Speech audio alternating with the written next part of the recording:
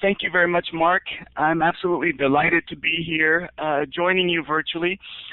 You're right. I was originally planning to be in Thailand during this presentation, but my plans changed.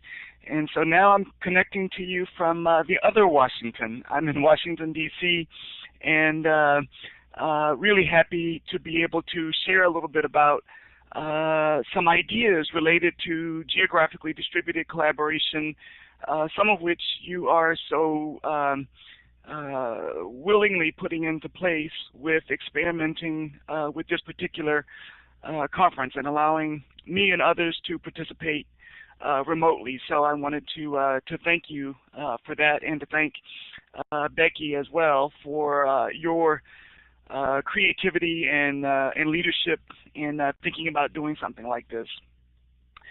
So it's been a pleasure following along virtually and hearing my colleague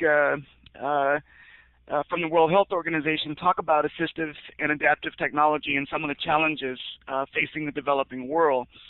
It was also interesting to hear in Becky's comments about your tremendous commitment to ensuring that persons from developing countries in low-resourced environments around the world are able to participate fully in conferences like this. And I would like to extend that to say not only conferences, but activities related to distributed collaboration of various types. And I think that as we talk a little bit more, you're going to hear me say a little bit about how there are strategies for involving persons from around the world in knowledge creation activities and sharing research results, sharing ideas, working more tightly together, even if people are not in the same face-to-face environment. So I've entitled the presentation Going Global Locally, which is a long-standing slogan that we use in Kotelko that really talks about the openness that we have to exploring the use of information and communication technologies to bring people closer together, and particularly to think about building knowledge-enabled communities that can be supported by accessible cyber infrastructure for thematic groups and networks, and particularly the global disability community.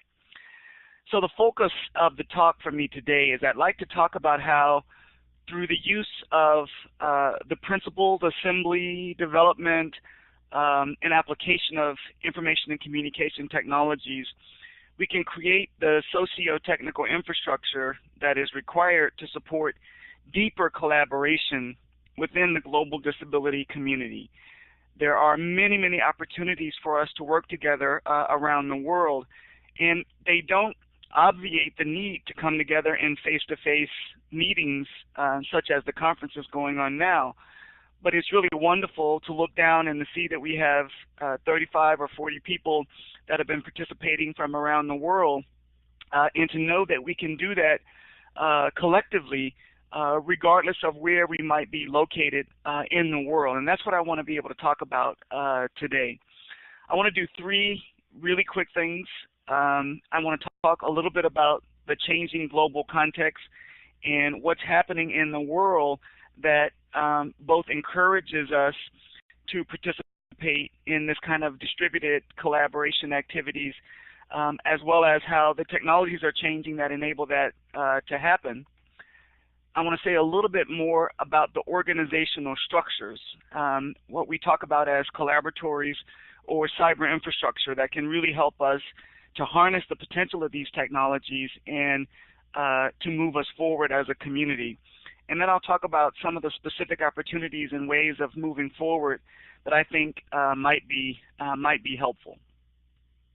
So first, in terms of the changing global context, I'd like to start by just giving a few acknowledgments. There have been a tremendous number of organizations that have supported our work over the years, and I have to say it was really wonderful to hear one of the questioners, a colleague from South Africa, to hear her accent, and it really made me miss the 5 years I spent in South Africa at the University of the Witwatersrand and at the CSIR in Pretoria. but a number of organizations that have supported our work, including American University and Syracuse University, the National Science Foundation, and the Burton Blatt Institute at Syracuse. And more recently, the Nippon Foundation of Tokyo has been instrumental in helping to support our work on accessible cyber learning, and I'll talk just a little bit more about that later. So, what's happening that is encouraging us to think about this kind of distributed collaboration? And this has been going on for some time. The idea of increasing globalization and the development of an information society. As our colleague said, that there are new technologies. They continue to develop. They make it easier and easier to do very rich and robust and, I'm thankful to say, accessible distributed collaboration. These technologies make it extremely easy to think about how you can work with people in a very tightly integrated way, even if they're not in the same face-to-face environment with you. These pictures on the right-hand side show a few instances of actually me living in South Africa and working with the University of the Witwatersrand. And in fact, this picture is from the University of Fort Hare.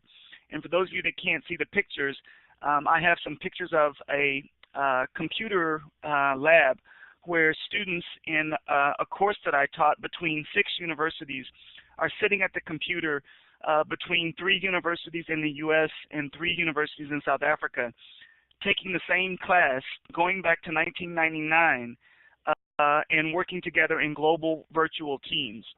And those are the kind of developments that gave us tremendous confidence that we would be able to explore this kind of collaboration on a broader level.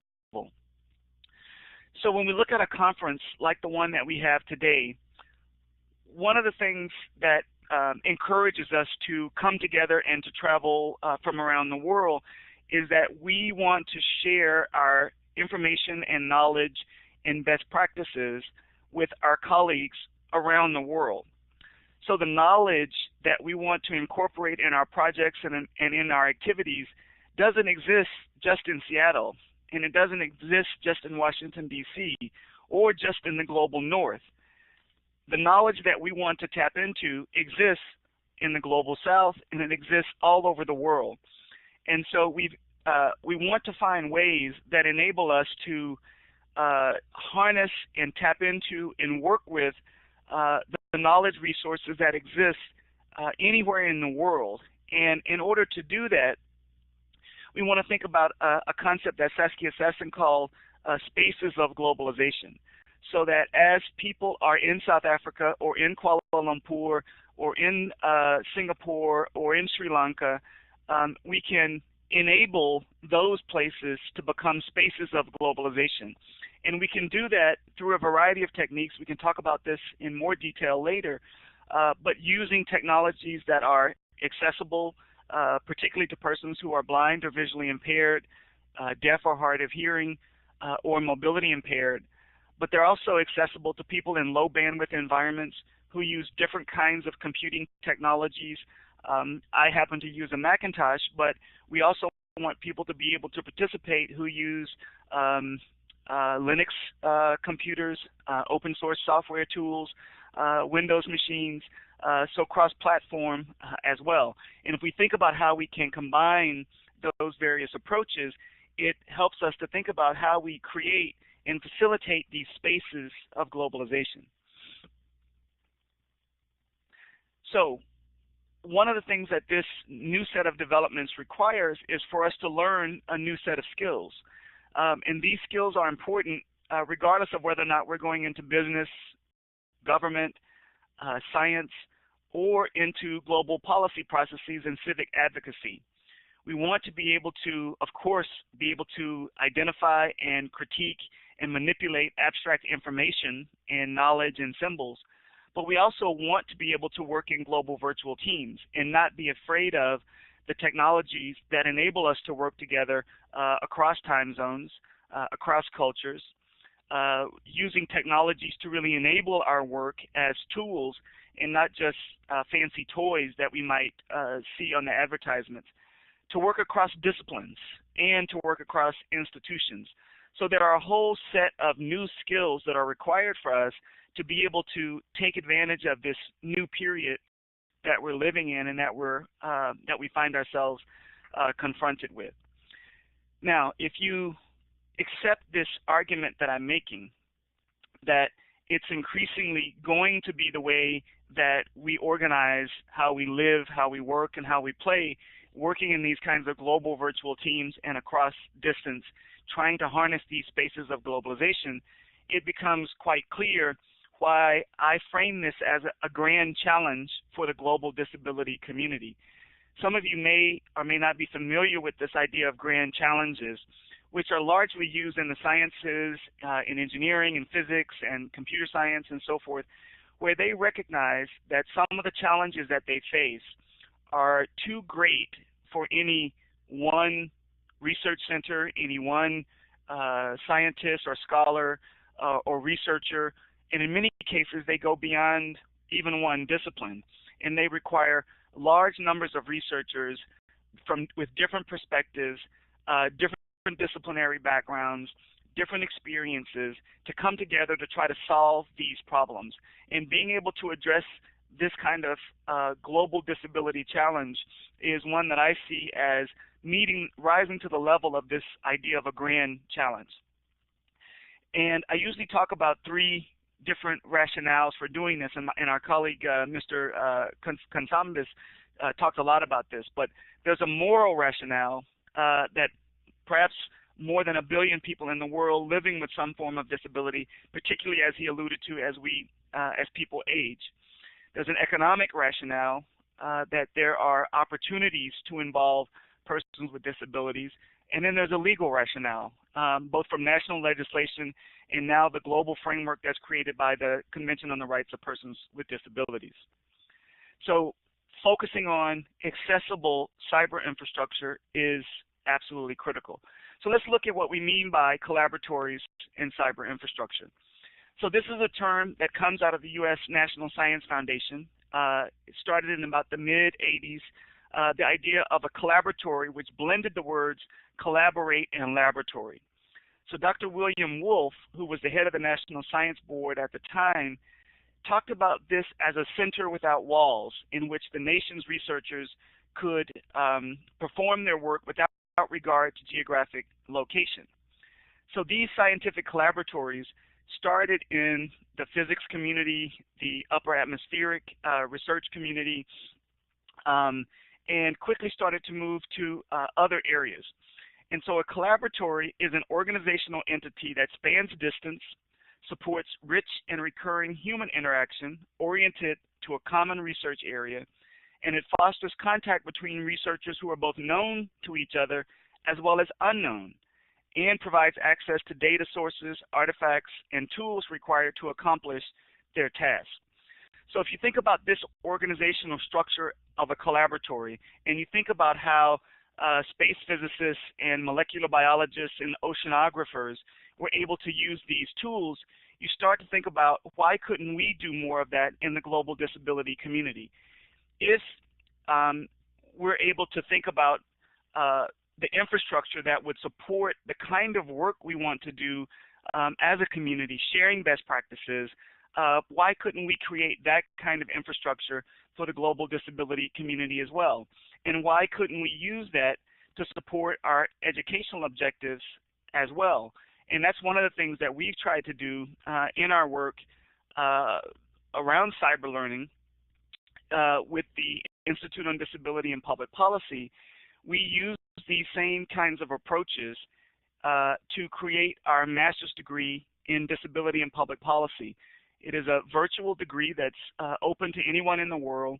It focuses on Southeast Asia, and we ensure that the work that we do is accessible to persons who are blind and visually impaired, using the kind of closed captioning that you see today, and the ability to navigate around this infrastructure with a screen reader, but also to students who are deaf and hard of hearing and mobility impaired as well. So with that kind of background, I want to say a little bit about what are some of the possibilities for collaboratories in the disability community.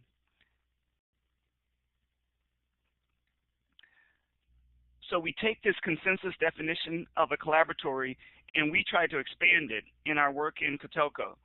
So it's certainly relevant to researchers who are working together over distances. But in our expanded definition, we think not only of researchers who are working together over distance, but also practitioners who want to be able to share best practices and lessons learned. And we think that a collaboratory approach is also appropriate for this kind of environment as well. And we've engaged in a number of these kinds of collaboratory projects, ranging from the private sector to civil society groups to disability and public policy groups as well. Each of these collaboratory projects has three key components. What we talk about people-to-people interaction, so how people can work together over distances, being aware of their remote participants and colleagues. We talk about people-to-resource collaboration, so how do you share resources in digital repositories, artifacts from meetings. So after a meeting like today, over the next 2 days, there are going to be a whole host of presentations, papers, recordings, photographs, interesting web links. How do you aggregate all of that material and make it available to not only the contacts who were there, but those who were not there as well? And content management systems really help us to do that kind of people-to-resources approach. And then finally, people-to-facilities. So that's one of the reasons we choose to use tools like web conferencing, which allows us to be able to engage with a physical location, even if we're not physically there. And that means sharing applications, even if you don't have that application loaded on your computer. And then the sort of granddaddy is telepresence. And our colleagues at the National Technical Institute for the Deaf in Rochester are experimenting with some of the accessibility features of these fairly expensive telepresence systems. Now, just a few opportunities. The global disability community is really ready for this kind of distributed collaboration. There are a number of forces that are driving us together. Somebody's helping me out, putting dots here. There are a number of powerful forces that are bringing us together. We are facing some challenges of how do we share resources, how do we work together, how do we cross time zones, how do we work across cultures, and how do we overcome the limited financial resources that we have.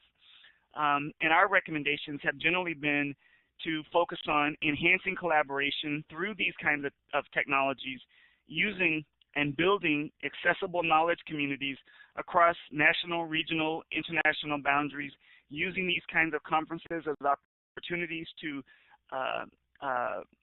expose persons to these kinds of technologies, to employ these kinds of technologies as we build these groups, whether we're talking about social media tools that have some of their own challenges around accessibility, but Facebook groups, focusing on integrating Twitter and Twitter lists and Google Plus into how we build the organizational infrastructure to support these knowledge communities.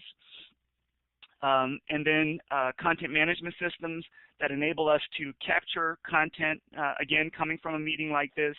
And then finally, web conferencing tools like what we're using today, which is a commercially available tool, Blackboard Collaborate, which has a number of accessibility features built into it, works in low bandwidth environments, and also has remote and mobile communication capabilities as well. So in closing, I just want to say that this is a new approach to collaboration in the global disability community. There's a tremendous amount of work that's already been done, networks that have already been built up that we can draw on. We want to be able to identify technologies that can help us connect both people to people, people to resources, and also people to facilities. All of the introduction of these tools should be evaluated for the impact that they might have, and we prefer mixed methods research designs. And I would just say that our organization is delighted to play a role and to help think about how we might use some of these technologies to build these kinds of accessible knowledge communities in the global disability community. And as we have been delighted to help Mark and Becky with this conference, and I'd be happy to take any questions or comments that you might have.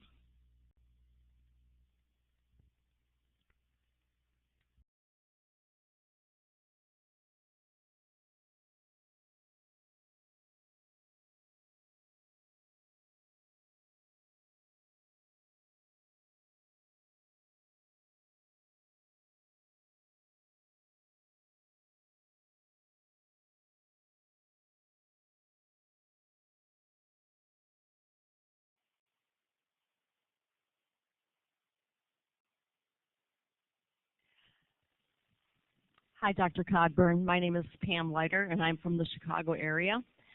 I wanted to ask you if you are familiar with any content management systems that are low cost and effective at organizing groups of people that want to collaborate on various issues.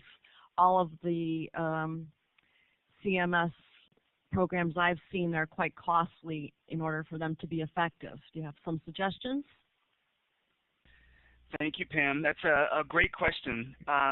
So the tools that we use are actually free and open source. So the content management system that we recommend is Drupal. And Drupal 7, which is the most recent major release of Drupal, is free and open source, as I said, and focused quite heavily on accessibility considerations.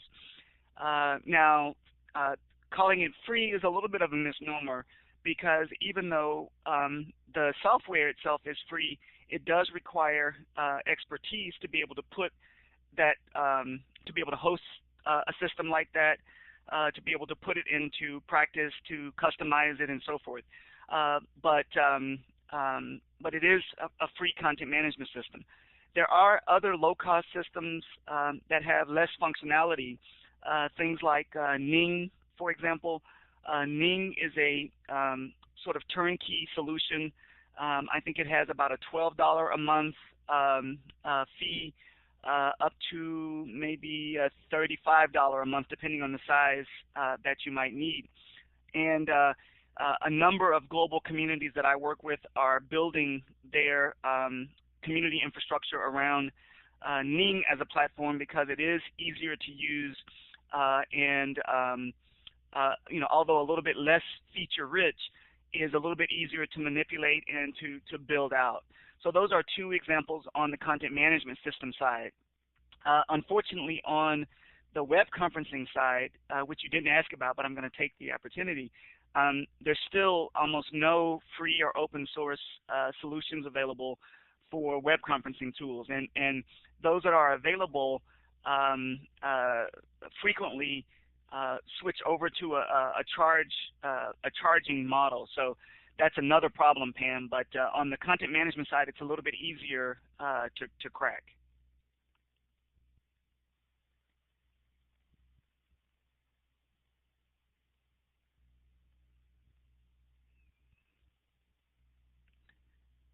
And I can address some of the text questions if my colleagues would like me to.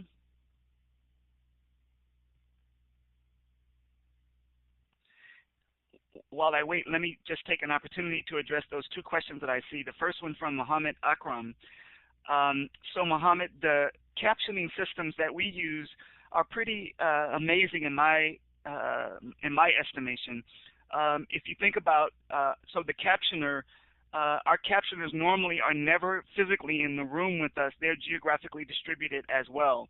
And the tools that we use allow us to have up to, in fact, I think it's probably even more. We can have any number of